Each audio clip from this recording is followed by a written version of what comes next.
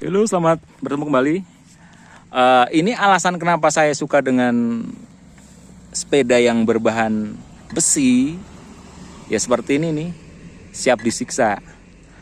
Kebetulan kalau yang seri ini saya suka sekali. Dia modelnya aneh ya guys ya. Tapi dia sudah fiturnya udah lengkap. Sudah ada hanger RD-nya. Dan steer tube-nya udah OS. Gitu guys. Jadi beberapa kali saya mencoba ini untuk melakukan perjalanan. Saya sangat nyaman dengan ini. Memang resikonya berat karena dia besi. Nah, cuman nilai positifnya nih, setahu saya, kalau besi seperti ini guys, dikasih beban berat, dia makin anteng. Makin anteng. Jadi ini yang punya saya, udah saya custom. Forknya saya ganti yang model fork lurus ya, rigid. Terus saya masukkan disc brake. Karena pertimbangan kontur yang saya lewatin tuh lebih sering tanjakan dan turunan guys. Kalau turunan tuh otomatis kan pemakaian rem meningkat. Ini aja rem sampai berubah nih warnanya nih, saking panasnya udah mulai berubah. Jadi lebih aman, menghindari ban pecah, saya ganti dengan disc brake gitu. Terus kenapa saya pakai drop bar? Itu sebenarnya selera ya. Kalau saya sendiri lebih nyaman karena dulu saya pakai yang 26, saya juga pakai yang drop bar, lebih nyaman. Dan kenapa saya memilih saddle kulit? Saya nyaman aja gitu guys. Dan terima kasih ya Yokohama ya, Volek. Saya udah pakai ini udah hampir 4-5 tahun. Dan saya bener-bener feel saya dapat di sini. Sekalipun banyak tuh sepeda model-model baru, hati saya masih di sini. Bukannya nggak mau beli ataupun segala macam, tapi saya tetap dengan ini. Gitu guys. Ibarat kata sepeda besi juga, saya udah nyaman pakai ini. Nah ini punya Om Heru nih. Konsepnya sama. Dia mempergunakan drawbar juga. Cuman Om Heru ini dia masih mempergunakan V-brake. Nah, V-brake. Jadi kalau masih V-brake ini, kalau ini kan jalannya turunan tajam guys. Turunannya tajam dan tanjakannya sangat luar biasa, kabut tebal. Nah, ini kalau dia terlalu sering nih, contohnya seperti ini nih. Ini rimnya lama-lama panas. Kalau dia terlalu intensitas ngeremnya terlalu sering, risiko bannya bisa meledak. Itu kalau buat jalurnya jalur turunan tajam. Kalau Dieng itu saya bilang 90% turunan tajam dan turunan tajam. Makanya saya wanti-wanti untuk pengereman tuh harus hati-hati. Gitu guys. Ini terbukti rem itu pengaruhnya banyak. Gitu. Dan beberapa kali saya pakai ini, jenis ini,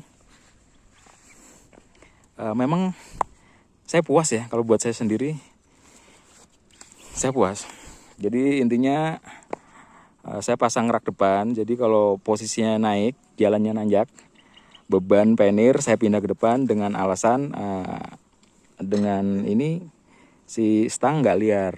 Nah ini karena kemarin kita pakai terus-terusan, bebannya banyak. Kebetulan saya pakai penir belakang ya, yang kapasitas 25 liter.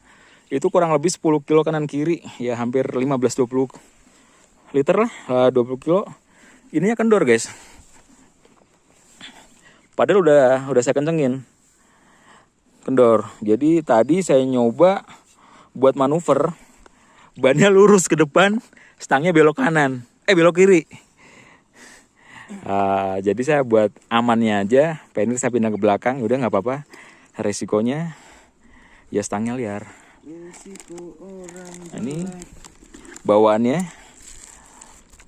kita bawa sleeping bag karena di Dieng itu sekarang lagi minus ya. Tadi malam aja 8 derajat itu sangat-sangat dinginnya luar biasa. Kita bawa tenda juga, cuman tenda nggak dipakai karena pertimbangan itu tadi. Dinginnya sangat luar biasa. Gitu guys. Sekian dulu ya saran saya. Sepeda besi kalau saya suka. Jenis ini saya suka. Dan mohon maaf, beberapa kali teman-teman saya mau bayarin gak saya jual. Bukannya saya belagu, karena saya udah suka. Saya kalau udah suka sama satu barang udah saya jaga sebisa saya. Gitu. Tadinya dipakai anak saya buat sekolah ini. Pakai anak saya buat sekolah. Terus ditawar orang mulu. Jadi anak saya udah nggak mau pakai lagi di sekolah. Diikutin orang, katanya ayah sepedanya ada yang nawar mulu gitu. Akhirnya dia udah nggak mau pakai, akhirnya saya pakai aja buat sepedaan. Oke ya guys, sekian dari saya, review dari saya. Nah sekarang kita nanya dulu nih sama Om Heru, selama pakai Yokohama gimana Om? Berat. Nah itu poin yang bikin Gini loh, pertimbangan kenapa Yoko seperti tadi. Saya suka bentuk-bentuk yang klasik, yang pokoknya di luar apa ya, umum. Karena contoh, saya punya juga Federal Strobo, itu kan juga frame-nya beda, tidak seperti yang kebanyakan. Nah, salah satu kenapa saya suka Vol X yang tipe Yokohama ini, waktu saya beli ini harganya adalah 300.000. Terus kemudian sesuai dengan kebutuhan ya, kita upgrade. Nah sekarang kita tahu kondisi seperti ini. Tapi juga ini belum puas sih, masih banyak yang harus diganti, benahi. Kemungkinan saya akan ganti, yang bukan kemungkinan ya, pasti, insya Allah pasti, itu grup saya akan saya ganti.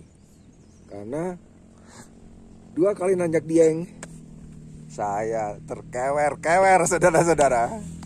Itu saja, luar biasa. Tapi untuk medan-medan berat, saya cenderung pilih Yokohama. Mungkin yang lebih bagus banyak, atau yang lebih mahal juga banyak. Tapi yang namanya kepuasan hati, sudah kecocokan, kayaknya ada di sini. Tuh. Itu. Terima kasih Om Heru. Sama-sama. Jadi ini konsep bolangnya kalau kita ambil kesimpulan hitam putih, black and white itu melengkapi ya. Ibarat siang malam, tanjakan dan turunan ya. Kurang lebih filosofinya seperti itulah guys. Ini bukan disengaja, memang diniatin. Kita ngatur perjalanan ini tuh udah hampir 2 tahun lalu ya Om ya. Kita merencanakan perjalanan untuk ngebolang bareng itu udah 2 tahun yang lalu. Dan selalu gagal, terbentur waktu masing-masing. Dan kebetulan sekarang baru bisa kesampaian untuk long trip di Dieng ini. Dan kami nyatakan luar biasa, kami puas dengan sepeda kami masing-masing. Oh ya guys, karena minyak udah mateng, kami makan dulu guys ya. Terima kasih sudah berada di channel saya. Jangan lupa like dan subscribe-nya. Sampai bertemu lagi di cerita-cerita berikutnya, di perjalanan berikutnya. Bye-bye.